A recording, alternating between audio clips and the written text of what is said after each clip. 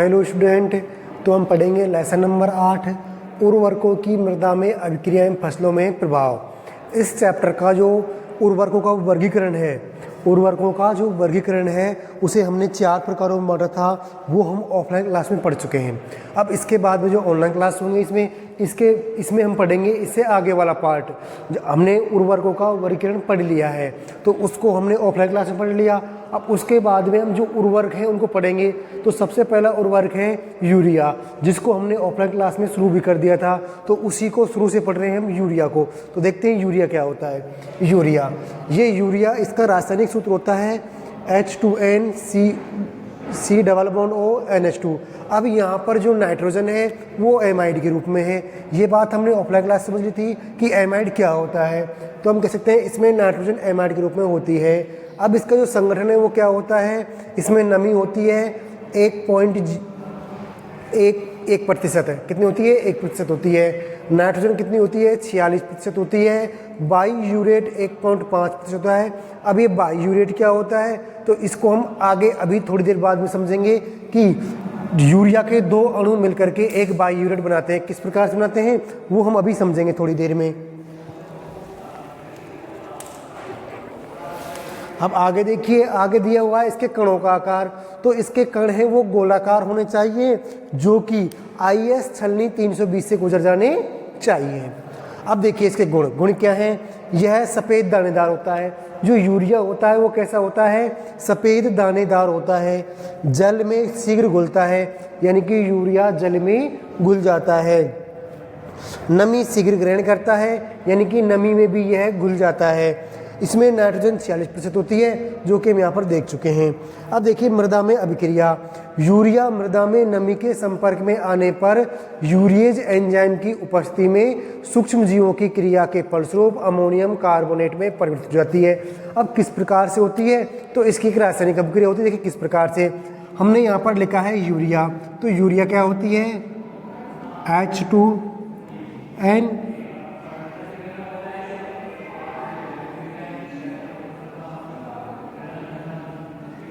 ये हमने यूरिया लिख दी। अब ये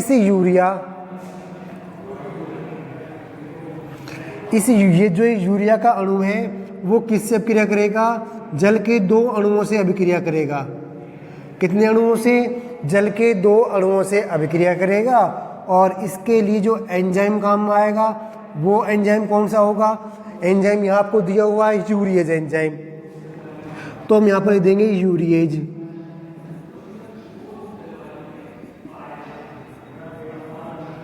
यूरिएज एंजाइम हो गया।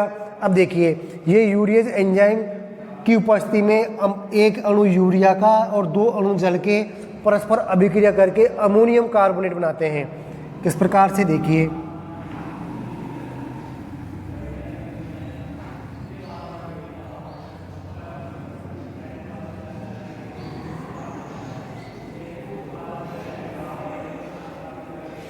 इस प्रकार से हमें एक अमोनियम कार्बोनेट का अणु मिल जाता है। ये एक अमोनियम कार्बोनेट का अणु है जो आप देख रहे हो। इस प्रकार से हमें अमोनियम कार्बोनेट मिल जाता है। इसे ब्रैकेट बंद नहीं करना, हमें समझाने के लिए था। तो ये क्या मिल गया है हमें? ये एक अमोनियम कार्बोनेट मिल गया।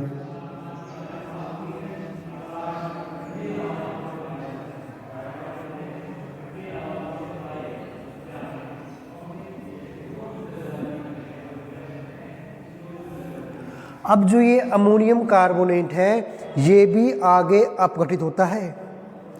जो अमोनियम कार्बोनेट है वो आगे अपघटित होकर अमोनियम आयन और कार्बोनेट आयन बनाता है। तो हम इस चीज़ को लिख सकते हैं कि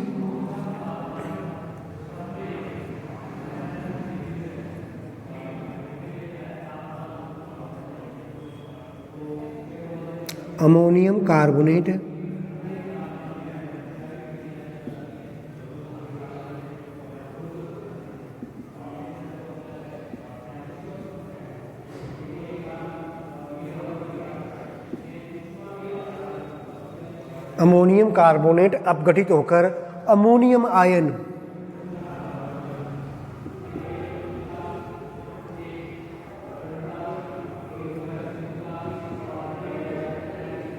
एवं कार्बोनेट आयन देता है।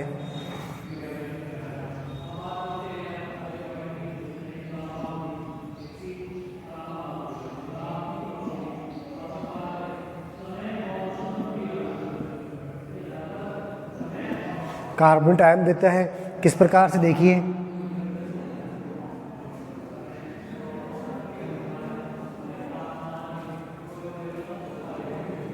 ये हमारा अमोनियम कार्बोनेट है, ये अपघटित होगा किस किस में, 2 अमोनियम आयन में और 1 कार्बोनेट आयन में।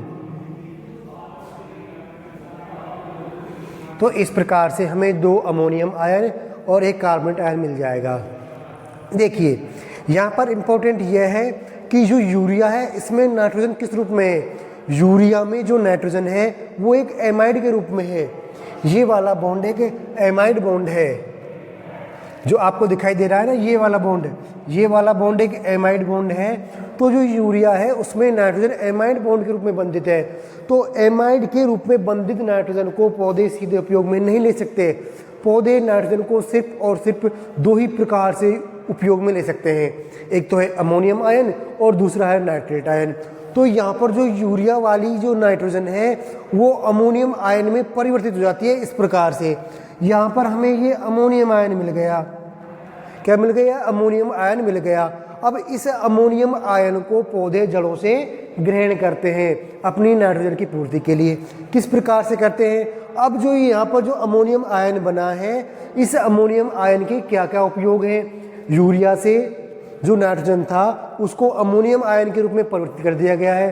अब इस अमोनियम आयन को पौधे या फिर हम कहें कि पृथ्वी जो भूमि है उसमें किस प्रकार से उपयोग लिया जाता है, इसका जो अधिकांश भाग है वो पौधों द्वारा अवशोषित कर लिया जाता है, कुछ भाग इसका वायुमंडल में चल जाता है, कुछ भाग इसका अपचयित हो जाता है, कुछ नाइट्रोजन बना लेता है। तो किस प्रकार से होता है वो हम अब देखते हैं।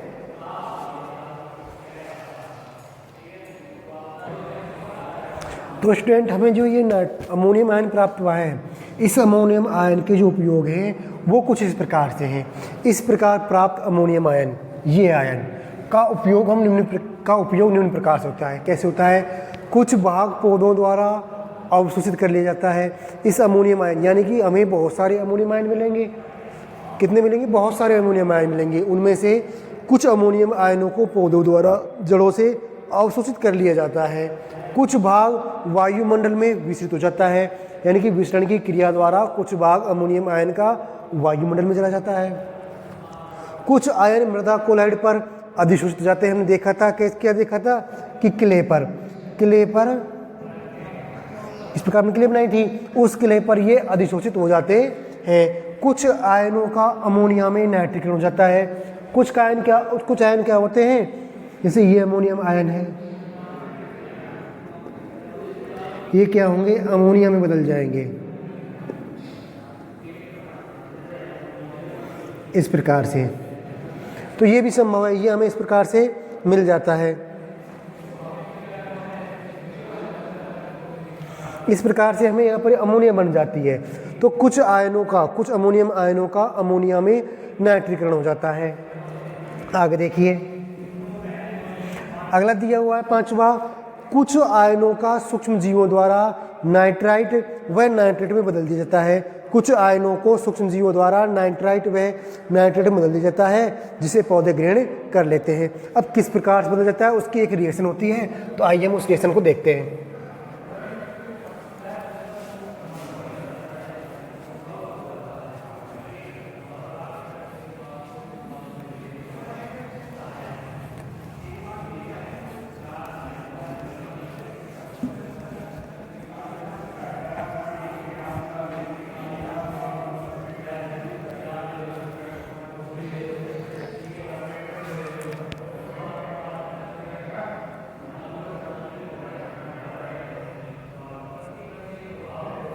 देखो हमारा ये क्या था, ये एक अमोनियम आयन है और इस अमोनियम आयन को हमें बदलना है किसमें, नाइट्रेस में, किसमें, नाइट्राइट में। तो किस प्रकार से बदलते हैं देखिए,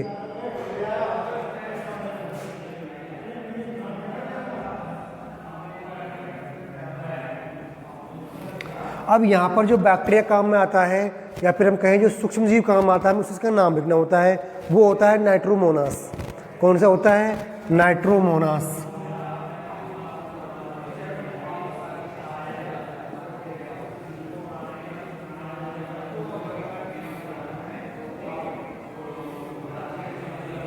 और ये किस में बदलता है इसको?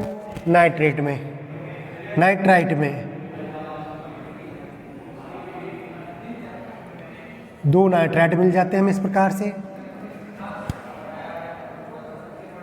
2 H2 अणु मिल जाते हैं और हमें 4 H+ आयन मिल जाते हैं। तो हमें यहाँ पर जो ये अणु मिला है, ये आयन मिला है, इस आयन को बोलते हैं नाइट्राइट आयन।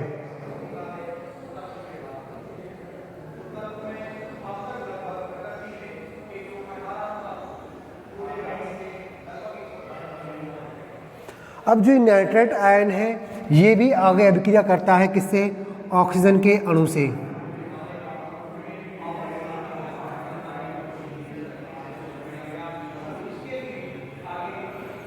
ऑक्सीजन के एक अणु से क्या करता है, और यहाँ पर जो बैक्टीरिया काम आता है वो बैक्टीरिया होता है नाइट्रोबैक्टर। कौन सा होता है? नाइट्रोबैक्टर।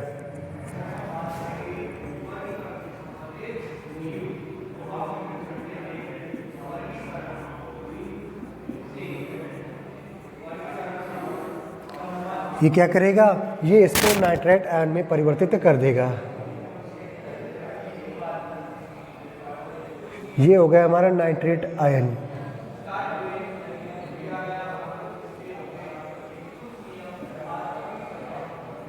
क्या हो गया? ये नाइट्रेट आयन हो गया। और हमने क्या पढ़ा है? हमने पढ़ा है कि जो नाइट्रोजन है उसको पौधे 2 रूप में ग्रहण करते हैं, एक तो है अमोनियम आयन और दूसरा है नाइट्रेट आयन। अब यहाँ पर जो नाइट्रेट आयन बन गया इसको पौधे सीधे ग्रहण कर लेते हैं, इसको भी ग्रहण कर लेते हैं, इसको ग्रहण कर लेते हैं। अब इसका कुछ भाग इसमें परिवर्तित हो गया तो उसको भी पौधे ग्रहण कर लेते हैं। तो इस प्रकार से हमें जो नाइट्रेट आयन मिले हैं उनको पौधे ग्रहण कर लेते हैं। अब हमने क्या देखा कि जो यूरिया था, यूरिया जल या नमी की उपस्थिति में किस में बदल गया? अमोनियम कार्बोनेट में बदल गया। और अमोनियम कार्बोनेट ने क्या किया? वो अपघटित हुआ और उसने हमें 2 आयन दिए। कौन कौन से? एक प्रकार तो था अमोनियम आयन और दूसरा प्रकार था कार्बोनेट आयन। जो अमोनियम आयन थे उसके उपयोग हमने यहाँ पर देख लिए, 5 उपयोग हैं कि किस किस प्रकार से इसका उपयोग हुआ। कुछ अमोनियम आयनों को पौधों ने सीधे अवशोषित कर लिया, कुछ अमोनियम आयन क्या हुए? वायुमंडल में विसरित हो गए, कुछ आयन मृदा कोलाइड पर अधिसूचित हो गए, कुछ आयनों का अमोनिया में नाइट्रीकरण हो गया और कुछ आयनों का सूक्ष्म जीवों द्वारा नाइट्राइट व नाइट्रेट में बदल दिया गया, जिसे पौधे ग्रहण कर लेते हैं। तो इस प्रकार से हो जाते हैं ये हमारे ये हो जाते हैं अमोनियम आयन के उपयोग। अब देखते हैं हम, एक शब्द और आता है बाइयूरेट। अब ये बाइयूरेट क्या होता है इसे देखते हैं।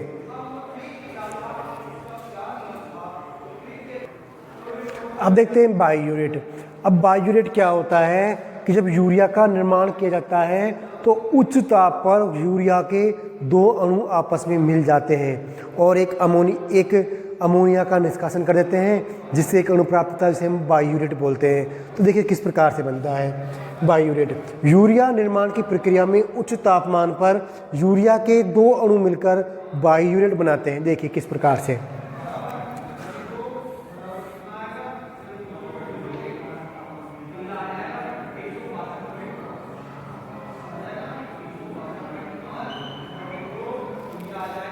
ये यूरिया का एक अणु है,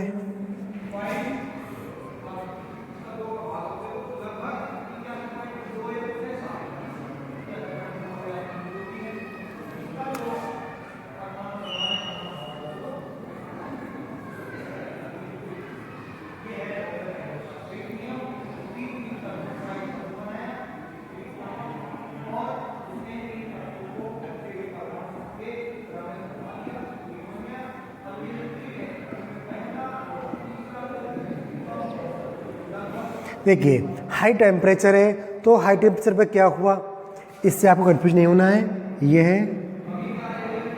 यही है, इसे हमने खोल के लिख दिया, बस फर्क इतना सा है, ठीक है। देखिए उच्च दाब पर क्या हुआ कि ये इस प्रकार से अभिक्रिया करके एक अणु अमोनिया का बाहर निकाल देते हैं। क्या कर देते हैं? एक अणु अमोनिया का बाहर निकाल देते हैं और बाकी हमें ये दोनों अणु आपस में जुड़ जाते हैं। यहाँ तक हो गया। इसके बाद में NH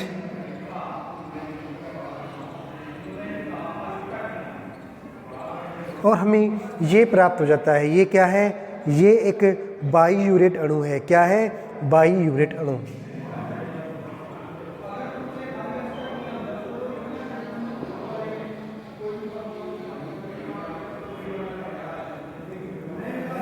अब यूरिया का निर्माण कर रहे हैं हम, हाई टेम्परेचर कर रहे हैं, तो ज़रूरी है कि बाईयूरेट का निर्माण होना आवश्यक है यूरिया में।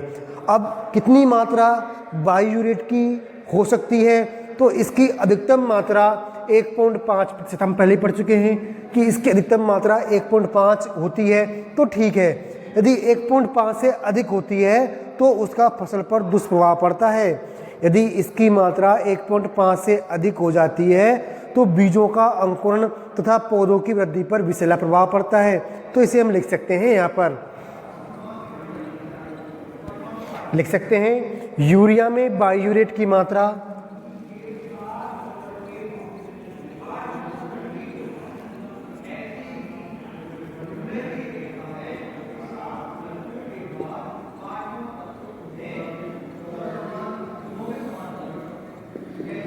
यूरिया में बाईयूरेट की मात्रा 1.5% होती है।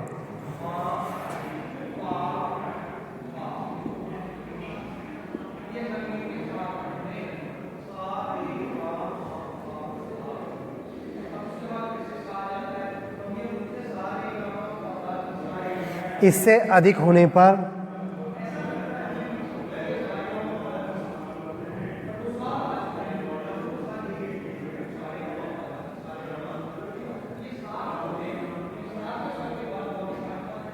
बीजों के अंकुरण एवं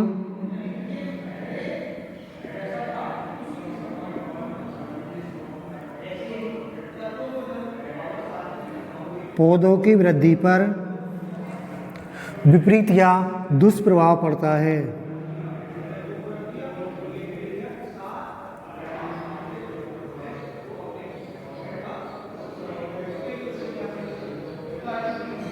विपरीत या दुष्प्रभाव पड़ता है। तो ये हम लिख सकते हैं बाईयूरेट के बारे में कि बाईयूरेट का निर्माण कैसे हुआ और इसकी अधिकतम मात्रा कितनी होनी चाहिए। ये सारी चीज़ हमने यहाँ पर देख ली। अब देखेंगे कि फसलों पर यूरिया का क्या प्रभाव होता है और कब कब हमें फसल में यूरिया देना चाहिए। तो अब देखते हैं फसलों पर यूरिया का प्रभाव।